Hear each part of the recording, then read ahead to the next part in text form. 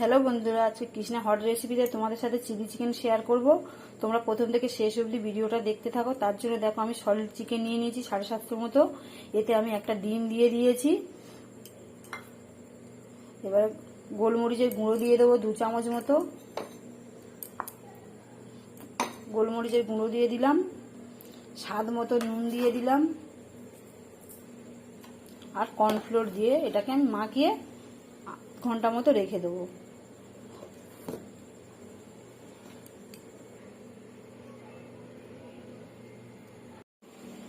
দেখো মাখানোটা আমার এরকম হয়েছে, এরকম মেখে নিয়েছি। এবার এটাকে ঢাকা দিয়ে 8 ঘন্টা রেখে দেবো, তারপর এটাকে বানাবো। আধা ঘন্টা আমার হয়ে গেছে, এটা আমি খুলে নিলাম। এই যে এইরকম দেখতে হয়েছে। কড়াই বসিয়ে দিয়েছি, কড়াইতে সাদা তেল দিয়ে দিয়েছি, তেলটাও আমার গরম হয়ে এসছে। এবার এর মধ্যে দেবো চিকেনগুলোকে ভেজে নিচ্ছি।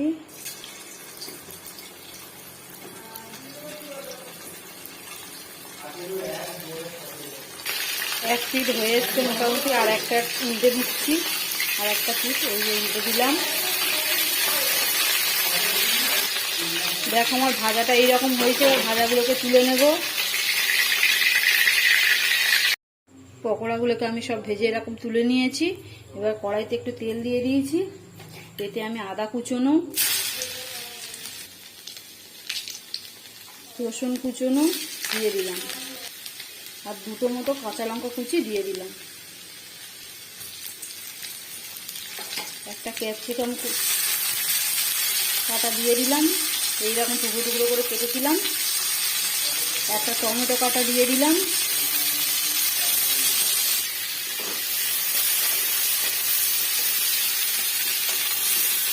ভালো করে হালকা করে ভেজে নেব।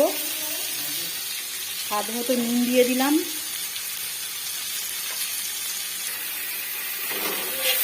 ভাজা হয়ে গেছে মোটামুটি। এবার এতে চিলি সস দিয়ে দিচ্ছি, বড় চামচে 2 চামচ মতো দিয়ে দিলাম। টমেটো সস দিয়ে দিলাম বড় চামচে 2 চামচ মতো।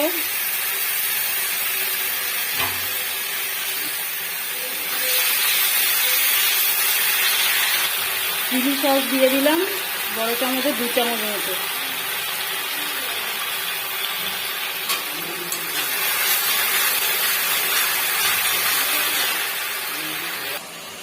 দু চামচ মতো কর্নফ্লোর দিয়ে এটাকে জল দিয়ে গুলে নিয়েছি। এবার এটার মধ্যে দিয়ে দেবো।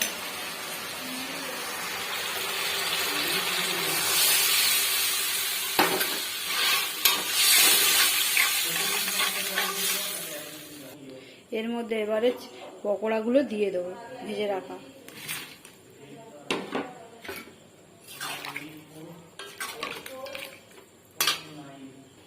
এটাকে ঢাকা দিয়ে আমি 5 মিনিট মতো হতে দেবো। দেখো আমার 5 মিনিট হয়ে গেছে। 5 মিনিট বাদে আমি খুলে দেখাচ্ছি কেমন হয়েছে তোমাদেরকে। এই যে আমার এরকম কালারটা অন্যরকম চলে এসছে। এবার আমি এটাকে নামিয়ে নেব। এই যে এইরকম দেখতে। এই যে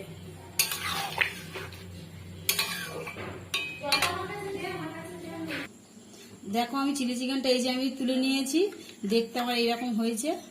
যদি ভিডিওটা ভালো লেগে থাকে, নতুন নতুন ভিডিও পাওয়ার জন্য চ্যানেলটাকে সাবস্ক্রাইব করো, লাইক শেয়ার ও কমেন্ট করো। আজকের মতো টাটা।